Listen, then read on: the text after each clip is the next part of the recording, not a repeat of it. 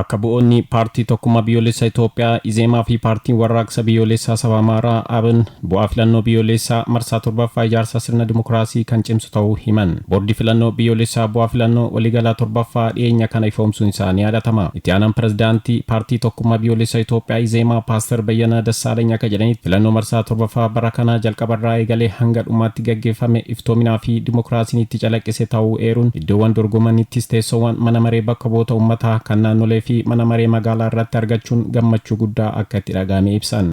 Jalqabbiirraa qabee hanga har'a boordi filannoo ibsa kennee ga'uuttis ta'ee isaa olee guyyaarraa dabalatee jira. Gama keenyaan akka paartii tokkummaa biyyoolessaa Itoophiyaattis hoogganaallu haala gaariidhaan calqabamee haala gaariidhaan xumuramuun isaa biyyattii guddachaa jirtuuf Itoophiyaadhaaf mallattoo guddaadha jenneeti yaadna. Kana malees paartichi dhimma dantaa biyyaalessaa keessattuu gaafii galaana diimaa irratti dursa kennuun mootummaa mo'atee paartii badhaadhinaa waliin hojjechuun cimina isaanii itti fufsiisuunii fi hanqinoota jiran tarsiimoon furuun fuulduratti paartii dorgomaa cimaa ta'anii akka dhiyaatan abdii nutti horee jira jedhan. Oduu injifannee qofa odoo hin ta'in dorgomuun keenya biyya kanaaf dimokiraasiin lafa qabsiisnee deemuu keenyaaf haala gaariidhaan tasgabbiidhaan paartileen siyaasaa hirmaatanii filannoon gaggeeffamee filannoo kanarratti hirmaatanii haala nagaan rakkoon tokkoon uumamiin raawwatamuu isaatiin nutti gammachuu guddaan nutti dhagahama.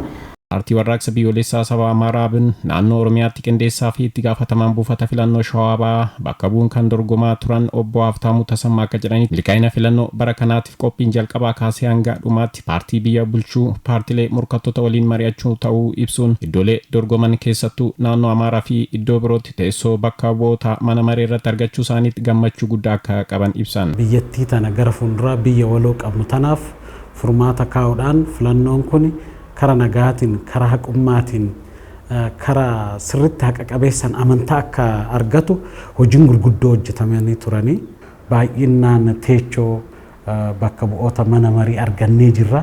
Kuni hojii hojjetame dhugumaan hojii hojjetame ragaan argame jechuudha. Kanaafuu paartileen kun illee akkuma sagalee argatan kana sagalee argatan san kabajuu qabani. Sagalee argate san paartiin kamiyyuu karaa addaatiin kabajuu qaba.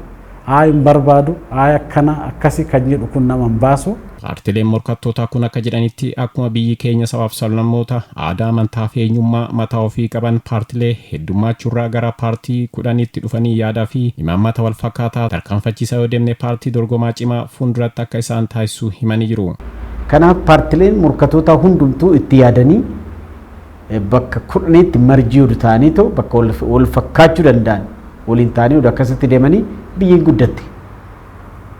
Biyyi guddatte jechuun namni beekaa biyyi guddatte namni qabeenyaan isin guddata qabeenyaan oo guddate immoo siyaasaattu kan deemu hin jiru hojii ofii dhiisee. Karoora guddaa qabna mootummaa wajjin hojjechuudhaan hojiin jalqabame misoomni arifachaa isaan kun akka hin gufanne hojii kana hojjechuuf qabsoo guddaa goona jechuudha. Keessattuu nageenya misoomaa fi dimokiraasii caalmatti lafa qabsiisuu filannoo marsaa torbaffaa ka'umsa guddaa ta'uu ibsuun marii biyyoolessaa fala guddaa akka qabu amanuun qooda keenya bahuu qabna jedhan. Filannoon gaggeeffamee xumuramee jira. Kanaaf nageenya keessan eegdanii nageenya keessan galmaan geessanii hojii keessan hojii misoomaa mootummaa wajjin ta'uudhaaf kan qe'eettis qabdan qe'ee keessanis misoomsuudhaan haala tasgabbii nageenyaa immoo sirriitti eeguudhaan akka waliin deemtan kan jedhu ergaan qaba. Galatooma. Bakkee kamiyyuu warri jiru warri bosonas jirtan yaada mootaa keessan kara nagaatiin dhiyeessitanii garana kara mootummaa wajjin